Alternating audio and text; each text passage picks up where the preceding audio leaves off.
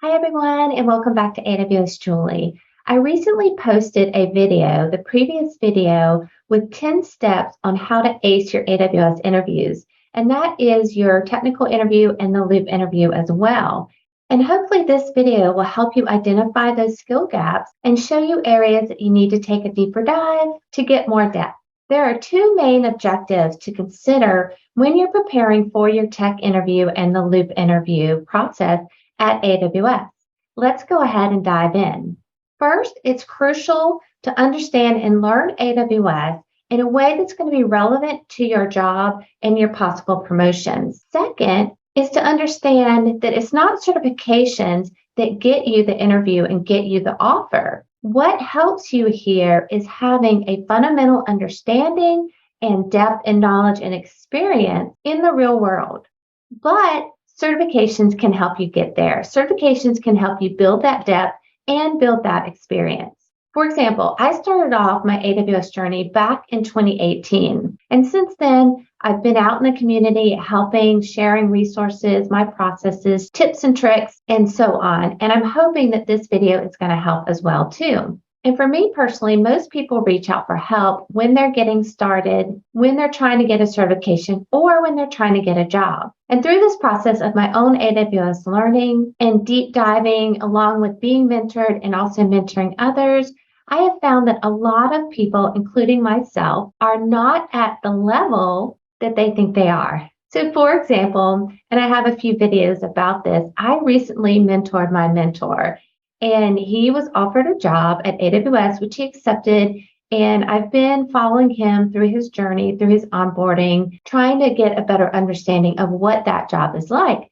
And along this way, along the interview prep process, the actual interviews at AWS, and this onboarding journey, I realized that I am not at the level that I thought I was with AWS as a solutions architect, or really just as an AWS person in general. And this process has helped me identify skill gaps that I have, and I thought that it would be a really great video to create to help others as well. So this video is all about helping you determine what level you're at as a solutions architect or as an AWS IT person in general. But for this video, we're going to mainly talk about, are you a solutions architect at the associate level or the professional level? Or are you like me and you are somewhere in between the two? So let's go ahead and dive in and let's talk about the things that I think you need to know at an associate solutions arch level, or that you should be able to do.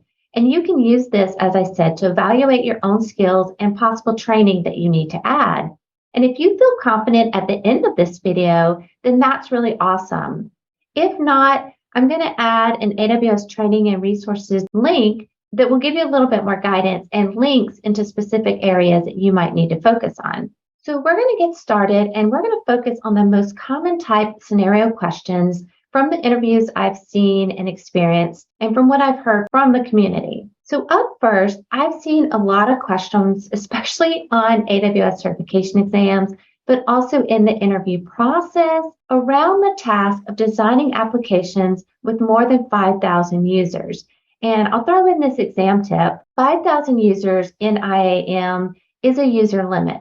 And at that point, you have to know how to design using external identities as well and authenticating. And this is actually, from what I've seen in the interviews that I've been participating in, this is a more common architectural pattern that is needed at the associate level. If you're lacking skills in this design area, you might struggle at that associate solutions architect role. Web Identity Federation uses identities provided by Google, Facebook, Amazon, and more to indirectly access AWS resources. And these external resources are exchanged via STS for temporary AWS credentials. And I've seen a lot of people really struggle through this with the interview questions and ramping up for the interviews itself, especially the technical interviews. If you're not comfortable in this area of Web Identity Federation, check the resource link that I'm going to add in the description so that you can take a deeper dive. And up next is another common solutions architect scenario, and that is taking a monolithic or on-premise system and producing a design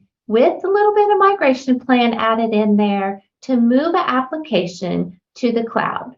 And in this design, you want to use best practice. So maybe you design this instead of doing a lift and shift migration, you could re-architect it. So you could take your monolithic application running on a single virtual or physical server and design that to be moved to AWS. So for this design, we really need to figure out what steps do we need to do to get that application in AWS.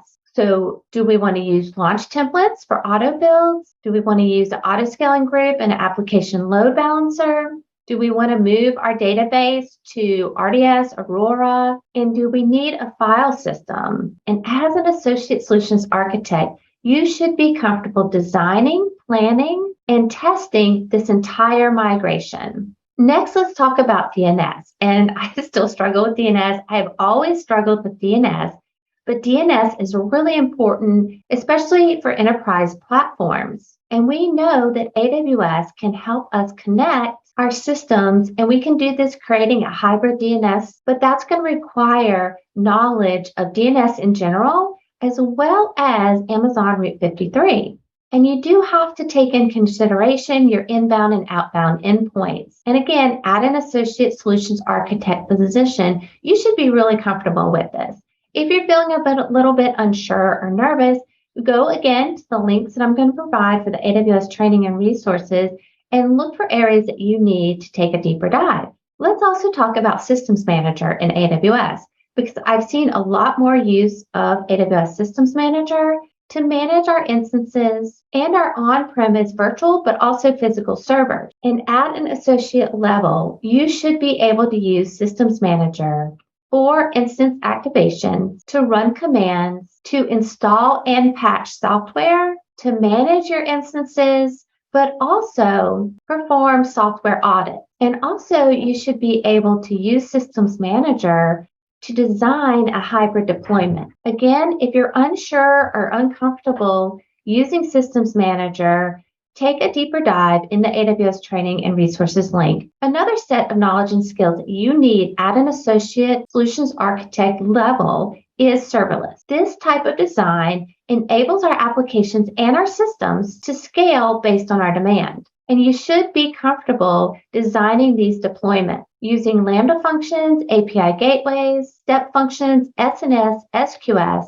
S3, and so on. And as you can see here, it's really important not only to have an understanding of the services that you need to use, but also to understand and know how to design those event-driven architectures. And then I want to wrap up this with networking, but more specifically hybrid networking. And from what I've seen, a lot of people out in our AWS community, they're intimidated by networking. I know I was, I'm still learning, I'm still diving deep, but we need to, at that solutions architect associate level, have a solid understanding of networking and know how to design VPNs to connect our on-premises in AWS. We also need to have a solid understanding of BGP, along with that ability to design self-healing dynamic VPNs to add that performance and resiliency to our designs. So how familiar are you with the few designs that we talked about and the different scenarios? And as I said before, going through this process with my mentor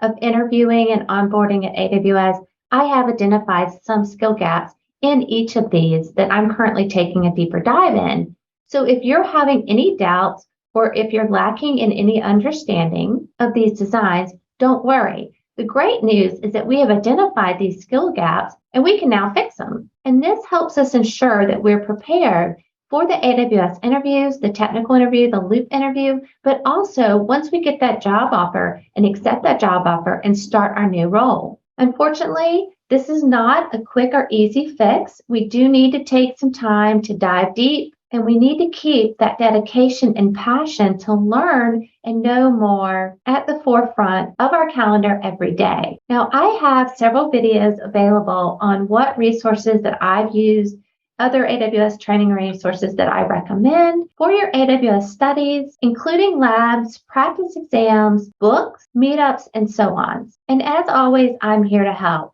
If you need more guidance, more depth, if you need a referral, if you need a mentor, I will do whatever I can to help you as always. Thanks so much for stopping by, and I hope to see y'all again real soon.